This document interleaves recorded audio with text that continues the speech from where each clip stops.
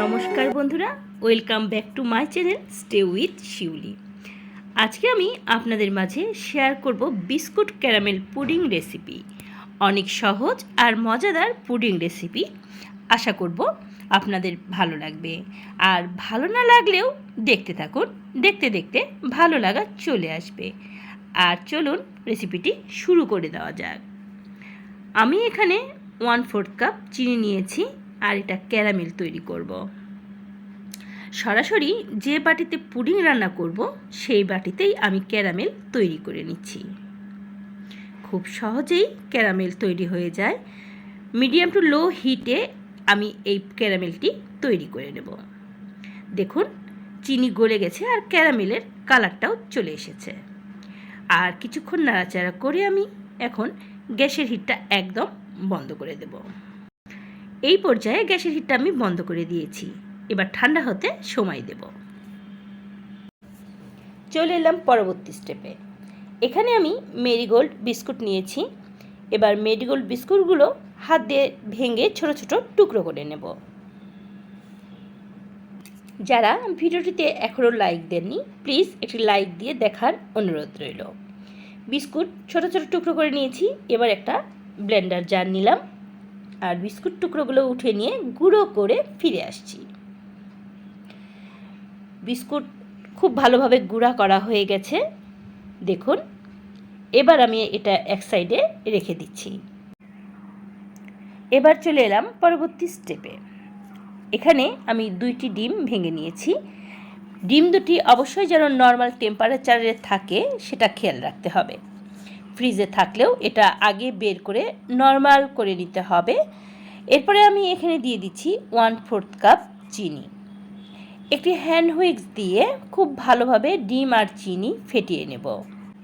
খুব ভালোভাবে ফেটিয়ে নিলে চিনিটা গলে যাবে আর পুডিংটাও খুব সফট হবে। 3-4 মিনিট ফেটিয়ে নেওয়ার পরে ডিমটা আমি আলাদাভাবে রেখে দিচ্ছি। চলে এলাম পরবর্তী স্টেপে। এবার এখানে 2 কাপ জল দিয়ে দিলাম এবং জলটা ঈষৎ উষ্ণ গরম করে নেব।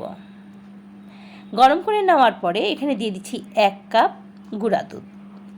একটি হাতার সাহায্যে খুব ভালো করে দুধটা মিশিয়ে নেব, আর দুধটাকে 3-4 বলকে খুব ভালো করে ফুটিয়ে নেব।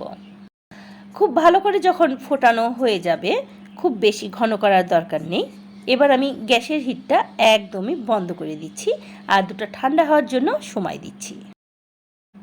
চলে এলাম পরবর্তী স্টেপে। ফেটিয়ে রাখা ডিমের ভেতরে দিয়ে দিচ্ছি 1 চামচ ভ্যানিলা এসেন্স, আর দিয়ে দিচ্ছি আগে থেকেই করে রাখা বিস্কুটের গুঁড়া। এরপরে জাল করা ঠান্ডা দুধের শটটা আমি সরিয়ে নিয়ে সম্পূর্ণ দুধটা আমি এর ভেতরে দিয়ে দিচ্ছি। এরপরে হ্যান্ড হুইস্ক দিয়ে খুব ভালোভাবে সব উপকরণ মিশিয়ে নেব। ভেতরে যেন জমাট বেঁধে না থাকে অবশ্যই খেয়াল রাখতে হবে। ব্যাটারটা খুব ভালোভাবে মেশানো হয়ে গেছে, এটা আমি এক সাইডে রেখে দিচ্ছি। ক্যারামেল খুব ভালোভাবে কিন্তু সেট হয়ে গেছে। এবার একটি ছাঁকনির সাহায্যে ছেঁকে ছেঁকে আমি ব্যাটারটা এর ভেতরে দিয়ে দেব। পুডিং তৈরি করার সময় যাদের পুডিং ফেটে যায় বা ভেঙে যায়, তারা এইভাবে একবার পুডিং তৈরি করে দেখতে পারেন। পুডিংটা একদম পারফেক্টভাবে তৈরি হবে। তো ব্যাটারটা ছেঁকে নেওয়া হয়ে গেছে, চলে যাচ্ছি পরবর্তী স্টেপে। আজকে আমি প্রেসার কুকারে পুডিং তৈরি করব, তাই আমি এর ভেতরে 1 গ্লাস জল দিয়ে দিলাম। দিয়ে দিচ্ছি একটি সাদা সুতির কাপড়। এটা দেওয়ার কারণ, পুডিংটা যদি হয়ে যায় আর নিচের জল যদি শুকিয়ে যায়, পুডিং পোড়া লাগবে না, তাই। এবার এখানে আরও 1/2 গ্লাস জল আমি দিয়ে দিলাম। এবার রেডি করে রাখা পুডিংয়ের বাটিটা ভেতরে বসিয়ে দিচ্ছি। টিফিন বাটির ঢাকনাটা লাগিয়ে প্রেসার কুকারের ঢাকনা লাগিয়ে দিলাম এবং 7 থেকে 8টা সিটি দিয়ে নিয়ে ফিরে আসছি। 7 থেকে 8টা সিটি দিয়ে প্রেসার কুকারটা ঠান্ডা করে এবার প্রেসার কুকার খুলে নিয়ে আমি দেখে নিচ্ছি পুডিংটা ঠিকঠাক হয়েছে কিনা। পুডিং একদম পারফেক্টভাবে হয়েছে। এবারে নর্মাল টেম্পারেচারে রেখে ঠান্ডা করে নেব, আর তারপরে ফ্রিজে রেখে দেব নর্মালে 30 মিনিট।